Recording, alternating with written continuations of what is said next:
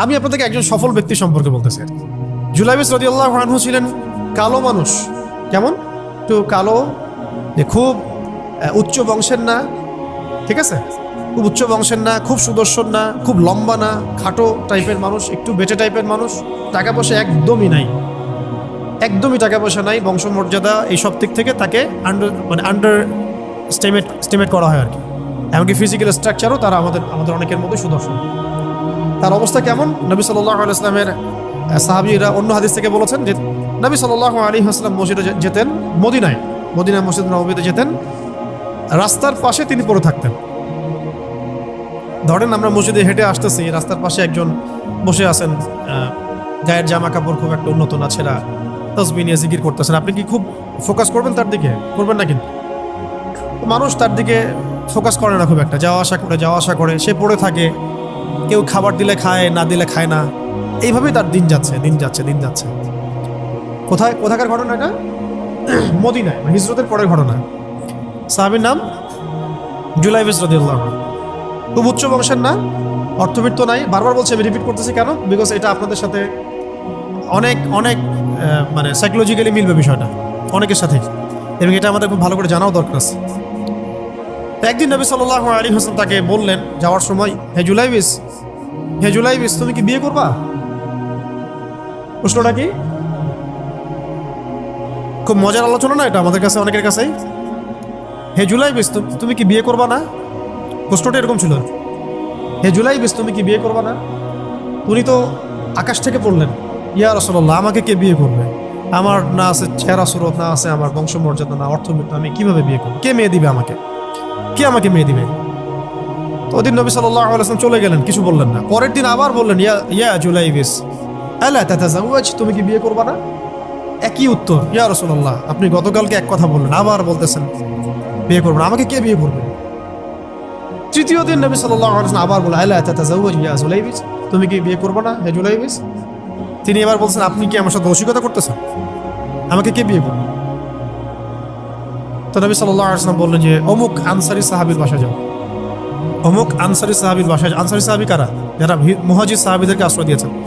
অমুক আনসারী সাহাবীর বাসায় যাও, সেখানে একজন বিবাহযোগ্য নারী আছে, মেয়ে আছে, তাকে গিয়ে বলো যে আমি রাসূল সাল্লাল্লাহু আলাইহি ওয়াসাল্লামের পক্ষ থেকে আমার বিয়ের প্রস্তাব নিয়ে আসছি।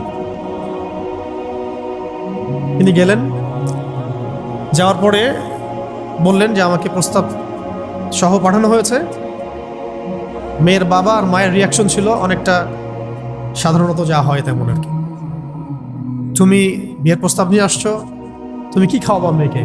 কোথায় রাখবা? তোমার তো নিজের কোনো থাকার জায়গা নাই। প্রশ্ন কিন্তু যৌক্তিক কি?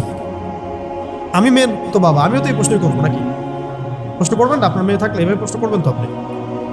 তারাও সেই প্রশ্ন করলেন, এমনকি এক পর্যায়ে রিফিউজ করে দেওয়া হলো, না এটা পসিবল। এই কথাগুলো, কনভারসেশনগুলো ভিতর থেকে শুনছিলেন সেই মেয়ে নিজেই, আনসারী সাহাবী, মদিনার আনসারী মেয়ে।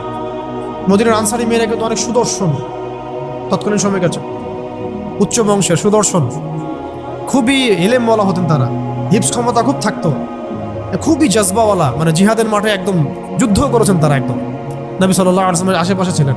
উহুদের সময় একজন আনসারী সাহাবী ছিলেন, মহিলা সাহাবী, উম্মে আমারা তীর ছুঁড়েছেন নবী সাল্লাল্লাহু আলাইহি ওয়াসাল্লামের পাশে। তো ওনারা কিন্তু খুবই গায়রতওয়ালা মানুষ। তিনি বলছেন, হে আমার বাবা মা, এই প্রস্তাব কে পাঠিয়েছে? নবী সাল্লাল্লাহু আলাইহি ওয়াসাল্লাম। যে প্রস্তাব রাসূল পাঠিয়েছেন সেটাকে কিভাবে তোমরা ডিনাই করো? আমি জুলাইবিসকে বিয়ে করবো। কে বলছেন এটা? আপনি পুরা সিস্টেম খুঁজে এরকম একটা আনসারী সাহাবীর মতো মেয়ে আমাকে দিতে পারবেন? ইল্লা মাশাআল্লাহ, হইতে পারে ইল্লা মাশাআল্লাহ। তো ওই মেয়ে নারী সাহাবী, তিনি রাজি হলেন। এবার শোনেন, এবার বিয়েও হলো, মাশাআল্লাহ, বাসর হলো, এবং সকালবেলা আওয়াজ হচ্ছে, মদিনার চারপাশে এলান হচ্ছে যে হে মুসলিমরা, সবাই বের হও, ইহুদিদের সাথে যুদ্ধে আমাদেরকে খায়বারে যেতে হবে।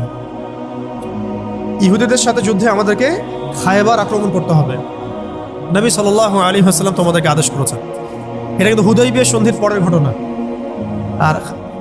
আর ইহুদিদের সাথে আমাদের বেশ কয়েকটা যুদ্ধ হয়েছে, বনু কুরাইজার সাথে, বনু কাইনুকার সাথে, বনু নাজিরের সাথে, এবং ফাইনালি খাইবারে এদের সাথে। তো জুলাইবিস রাদিয়াল্লাহু আনহু বের হয়ে গেলেন যুদ্ধের জন্যে। এবং খায়বারের যুদ্ধ হলো, খায়বার অবরোধ করা হলো এবং খায়বার যুদ্ধের বিশাল হিস্ট্রি আছে, আপনারা পড়ে নিয়েন, লম্বা কথা। এই খায়বার দুর্গ জয় হয় এবং এই দুর্গ পুরো জয় করতে, সবগুলো দুর্গ জয় করতে মোট 12 থেকে 16 জন মুসলিম সাহাবী শহীদ হন। 12 থেকে 16 জন বা 18 জনের মতো, এই ফিগার এইটুকুর মতো, 12 থেকে 16 বা 18, এতটুকু এত কম সংখ্যক সাহাবী শহীদ হয়েছেন খায়বার যুদ্ধ জয়ে। আর ইহুদিদের তো বহু ইহুদি মারা গেছে। এবং খায়বার বিজয়ের পরে মুসলিমদের আর্থসামাজিক যে অবস্থান, মানে টাকা পয়সা, ল্যান্ড, গনিমতের মাল প্রচুর বেড়ে গেছে। এখন নবী করিম সাল্লাল্লাহু আলাইহি ওয়াসাল্লাম শহীদদের লাশ তালাশ করছে, কোথায় কোথায় শহীদরা আছে, তাদের মানে কবরস্থ করার প্রসেসিং হবে। উহুদ যুদ্ধেও তো হয়েছে না, ওই রকমই প্রত্যেকটা যুদ্ধেই তো এটা হতো। লাশগুলো তালাশ করতে করতে করতে করতে করতে একটা কর্নারে গিয়ে তিনি দেখলেন সেখানে জুলাইবিস রাদিয়াল্লাহু আনহুর লাশ পড়ে আছে। কার? জুলাইবিস রাদিয়াল্লাহু আনহুর লাশ পড়ে আছে, যার ব্যাপারে আমি গল্পটা বলছি আর কি। এবং তার গায়ে অসংখ্য তরবারের দাগ, ক্ষতবিক্ষত অবস্থা, এবং তার আশেপাশে মোট 1 2 3 4 5 6 7 8 9 জন ইহুদির লাশ পড়ে আছে।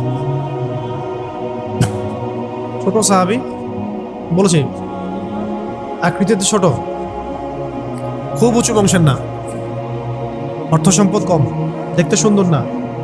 গতকাল বিয়ে করেছেন, কেউ তাকে বিয়ে দিতে যাচ্ছিল না।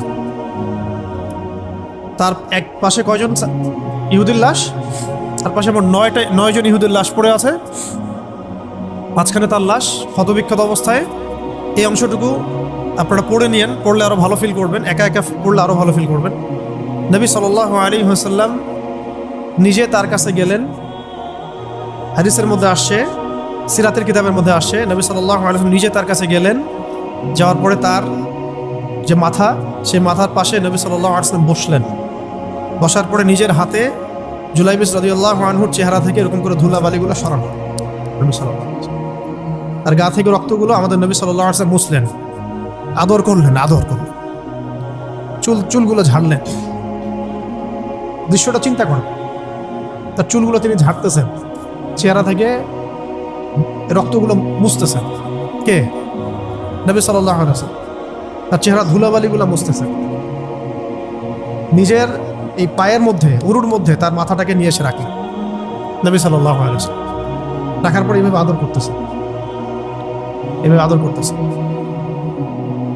আর এরপর উপরের দিকে তাকালেন, তার জন্য তো দোয়া করলেন, উপরের দিকে তাকালেন, তাকে চোখ নামায় নিলেন। সাহাবা কেরাম তো আশেপাশে আছেন অনেকেই, বললেন যে ইয়া রাসূলুল্লাহ, আপনি এমনটা কেন করলেন, চোখ নামায় নিলেন কেন? তখন তিনি বললেন যে আমি দেখলাম যে জান্নাতের হুরদের মধ্যে অসংখ্য হুর ছুটে আসতেছে, কে জুলাইবিসকে আগে বরণ করবে তার জন্য। তিনি নিজে কাঁদলেন, জুলাইবিসের জন্য নিজে কাঁদলেন, নিজের হাতে তাকে এইভাবে উঠালেন। তিনি ছোট মানুষ ছিলেন। এরপর 2 হাত দিয়ে তাকে উঠায় নিজের হাতে তাকে দাফন করলেন। দাফন করার পর তিনি বললেন, ইয়া জুলাইবিস, হে জুলাইবিস, আনতা মিন্নি ওয়া আনা মিনক, তুমি আমার অংশ, আমি তোমার। হে জুলাইবিস, তুমি আমার, আমি তোমার। হে জুলাইবিস, তুমি আমার, আমি তোমার। এই কথাটা বললেন কে? নবী সাল্লাল্লাহু আলাইহি ওয়াসাল্লাম। কারণ আপনাদেরকে আমি সাফল্যের মানদণ্ড কিভাবে বোঝাবো, এর বাইরে কোনো ভাষা নেই আমার কাছে। সাফল্য বলতে কি বোঝান? এই সিস্টেম সাফল্য বলতে কি বোঝায়? এই ওয়ার্ল্ড অর্ডারটা সাফল্য বলতে কি বোঝায়? এই বস্তুবাদী জগৎটা আমাদেরকে সাফল্য বলতে আসলে কি বোঝায়? সাফল্য বলতে বোঝাচ্ছে ইমান। সাফল্য হলো ইমান, বিশুদ্ধ আকীদা, বিশুদ্ধ আমল, আল্লাহর আনুগত্য, রাসূলের আনুগত্য, দুনিয়ার জীবনে মুসাফিরের মতো থাকা, যতটুকু প্রয়োজন ততটুকু সন্তুষ্ট থাকা, একজন নেককার স্ত্রী, সুসন্তান সন্ততি, আদর্শ একটা পরিবার, হালাল একটা রিজিক, বাস। ইসলামের জন্য দাওয়াত, তাবলীগ, মেহনত, দিন প্রতিষ্ঠার চেষ্টা, প্রয়োজন জিহাদ, প্রয়োজন শাহাদাত। আর কি আছে সাফল্য বলতে? এরকম সাহাবী একজন নয়, কিন্তু এক একজন সাহাবী সম্পর্কে এক একটা করে কথা বলা যাবে। হানজালা রাদিয়াল্লাহু আনহুর নাম শুনছেন? হানজালা রাদিয়াল্লাহু আনহু, তিনিও বিয়ে করেছেন একদিন। তার পরের দিন সকালে উহুদের যুদ্ধে গিয়েছেন। 70টা আঘাত সহ্য করেছেন, বলা হচ্ছে কিতাবের মধ্যে 70-80টা আঘাত তার দেহে ছিল। শহীদ হয়েছেন। উহুদ যুদ্ধে যখন সাহাবীদেরকে দাফন করা হচ্ছে, তখন তিনি নবী সাল্লাল্লাহু আলাইহি ওয়াসাল্লাম দেখলেন হানজালা রাদিয়াল্লাহু আনহুর লাশটা ভেসে আছে, বাতাসে ভেসে আছে, এবং লাশটাকে পানি ঝরতেছে। সাহাবীরা জিজ্ঞাসা করলেন, ইয়া রাসূলুল্লাহ, এটা কেমন, এটা কিভাবে হচ্ছে? তখন নবীজি বললেন যে হানজালা গত রাতে বিয়ে করেছে, গোসল করার সময় পায় নাই, সে সকালবেলা চলে আসে যুদ্ধের মাঠে, ফেরেশতারা তাকে গোসল দিচ্ছে, এটার পানি পড়ছে, আমরা দেখতে পাচ্ছি। সাফল্যের সংজ্ঞা আসলে কি? তো আল্লাহ পাক আমাদেরকে আসলে দুনিয়ার হাকিকত বোঝার তৌফিক দান। কিছু কিছু আইডিওলজি আছে যেটা আপনার ভিতর চলে আসলে বাকি সব ঠিক হয়ে যাবে। আর এগুলোর যদি ভিতরে ঠিক মতো না বলবৎ হয়, আপনাকে আমি ডালপালার ক্রাইসিস সমাধান, ওয়ার্ল্ড অ্যাফেয়ার্স, ইকোনমি এইসব বুঝে দিনের দিকে হেদায়েত দিতে পারবো না।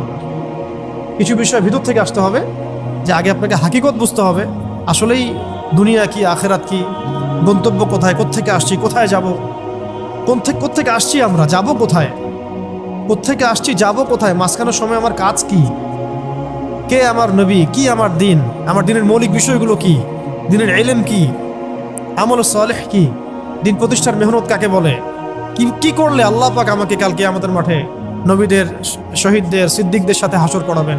এটা হলো সাফল্যের মূল কথা। এর মানে এই না যে দুনিয়াতে আমরা কিছুই করব না, ব্যবসা করব না, আমরা চাকরি বাকরি করব না, আমরা মানে মুআমালাত মুআশারাত করব না, বিষয়টা তো এমন নয়।